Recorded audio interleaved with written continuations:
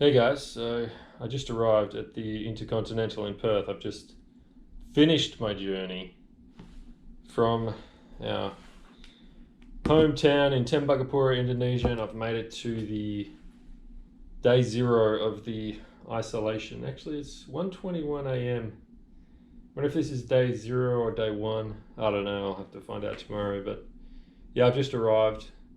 Um, Quite a journey. So I started the journey, you know, 4:30 a.m. yesterday. Um, Went down the mountain um, from Tembagapura to Timika. There were strong COVID protocols in that area. The airport and all the buses and the modes of transportation were well COVIDized. Lots of social distancing and things like that. When I arrived in the Timika airport to catch my flight to Jakarta, there was, again, strong protocols, social distancing, forcing people to sit apart from each other.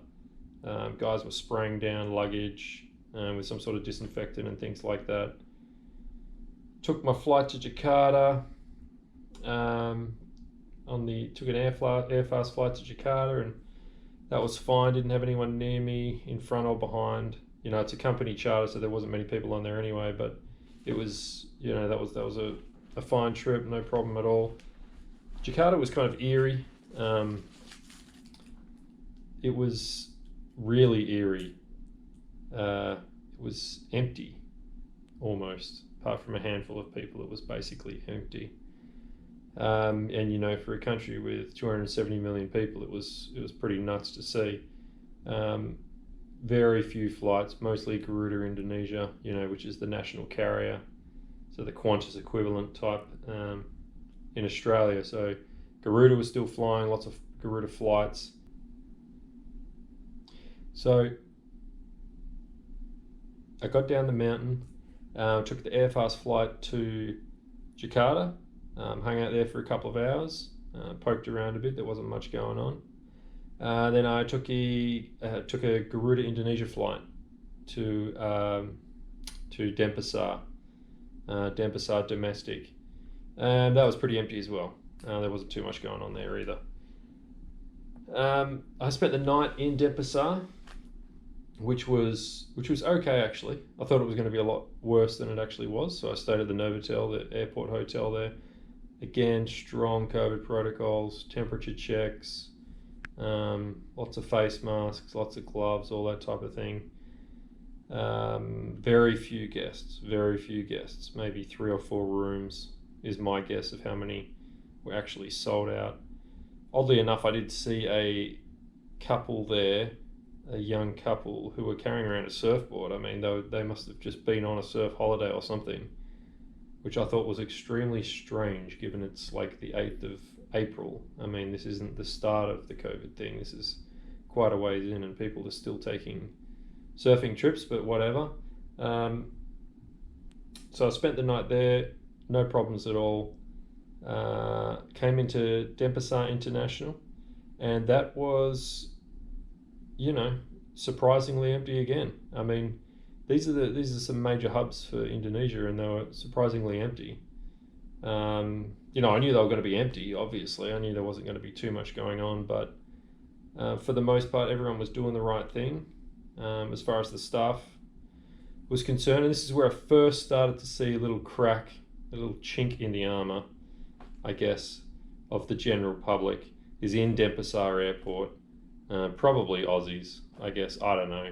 But a lot of people not wearing masks and things like that, just flouting the rules, not being safe, I guess.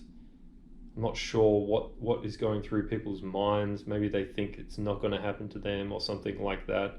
But, Denpasar's a hot spot. It's a high-risk location to be travelling through, so it was a bit odd to see that. Nevertheless, got through there, no problems at all. Picked up some duty free, and then made my way to the lounge. Hung out there a little bit, and then off to the gate. The flight from Denpasar to Perth was this evening. or last evening, whatever it is. Again, that was fine. Very few people, probably about 20 people in total on the flight. And when the cabin crew opened the doors, some Australian government officials or whatever came on and made an announcement over the loudspeaker. And we had a bunch of forms to fill out. They gave us a whole bunch of forms to complete there and then. And then, completed that, got onto the concourse and made my way towards the baggage collection.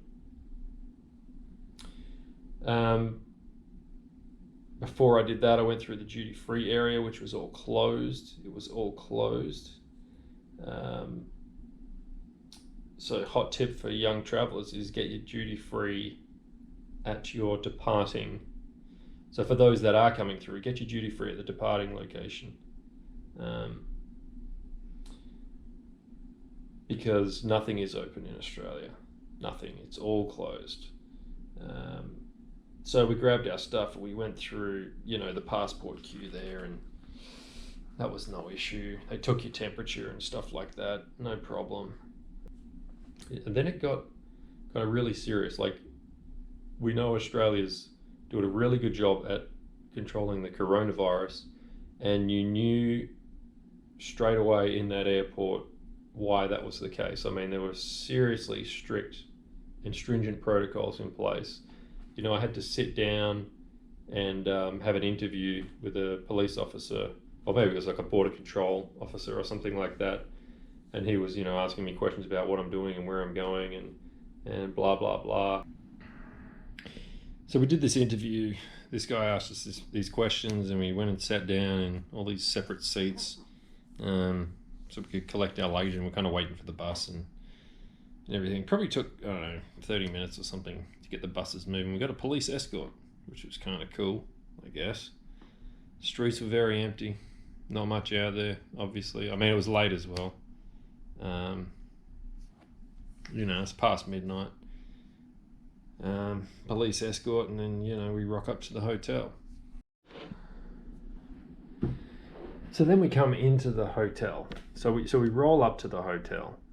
And it was a bit of a show, to be honest. Not too long of a journey. It wasn't too bad, but everyone's tired. Everyone's kind of grumpy a little bit and doesn't know what's going on. So we rock up, and there's a bunch of people. There's like a couple of cops, and there must have been 5 or 6 workers. And I thought it was really strange.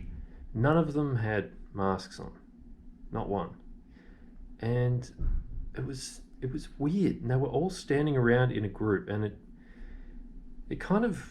it's like, this is a high risk location. I mean, this is where you're bringing, the COVID's going to come in from the border, right? It's going to come in internationally.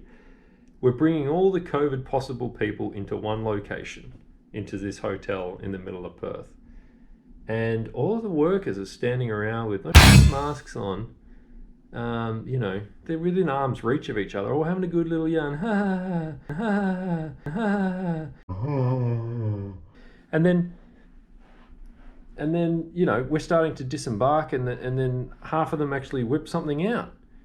And I thought, do you not think you're at risk? Do you not think you're risking your friend or your colleague by just not having it on? And this is I believe 2 days after the World Health Organization has said, just put something on your face, just put whatever, just put something on there.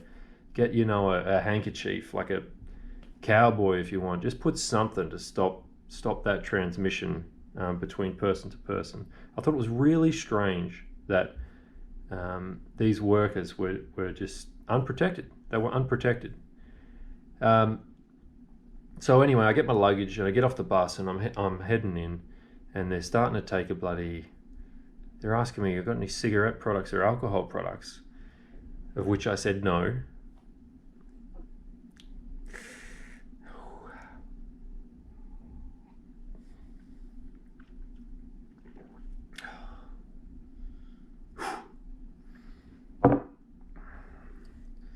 That is something.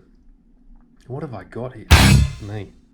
The selection at Denpasar was Talisker Dark Storm, single malt Scotch whiskey. Needs something nice or something, or drink it neat or something. Water. Anyway, yeah, so I did have another bottle, so I checked that one in. I quickly whipped that one in my bag when I found out they were going to be doing alcohol checks. And then I came in, and the dude who was doing the alcohol checks, I was checking in my other bottle, which I got from duty free.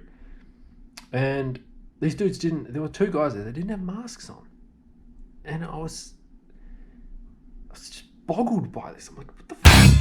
This is just madness. So I said to them, like, I don't give a f***. I said, dude, what are you doing? Why didn't you have a mask on? Shouldn't you have something on your face? And this other guy was on my left, and he's talking to me about checking in as well. I'm like, why don't you have a mask on? These guys are standing right there. I'm like, this is a high-risk location that you're in right now, and you don't have a mask on. Like, what's going on? And the dude looked at me, and he was like, I know I should have a mask on. It's like, and then I remember reading something in, I don't know, one of the websites or something, like people were getting intimidated because everyone had masks on. I think these guys were asked to not wear masks as to not intimidate people coming in. It's insane. Insane. Anyway, got through that, come up to my room, checked in. It's now 1:40 a.m. So what time did my journey start? I can't even remember. It's been a long couple of days. Plan for tonight is get some rest, wake up in the morning, do a deep clean. You know, it's funny because I've had a long journey from remote Indonesia. Okay, far out there, middle of nowhere, remote Indonesia. And I've flown into Jakarta, and then into Denpasar, and then into Perth. And I think the worst I felt about the risk of COVID was, despite all of the stringent protocols in place and everything, was actually in here in Perth. And I'll tell you what, it's the people. They choose not. There's something with Australian culture. We're embarrassed to wear a mask. It's really strange. In Asia, no one gives it. In fact, if you go to Japan, people, pre-COVID, people are wearing them all the time. If you have a little cough or whatever, that's, people wear them. Like sick people wear them. That's why they wear them, to not spread their flu or cold symptoms or whatever it is. So in Asian culture, it's just not a problem at all. So in Timika, in Jakarta, in Denpasar, everyone's just wearing masks and trying to do the right bloody thing. But in Australia, it's strange. So I was on the bus and there's like 8 or 9 people. 4 of them just had no protection at all. And these people have come from Indonesia. This is like the COVID hotspots, and they're doing nothing at all. There's this young girl, maybe not that young, so she's early 30s. She's sitting down at the front of the bus. Again, she's just come from Bali. She's all tired. She's sitting there rubbing her eyes. I'm like, I just can't believe what I'm seeing. This woman is taking no precautions at all, which is exactly why the government's had to lock down, because there's just so many people who just flout the rules and don't do the right thing.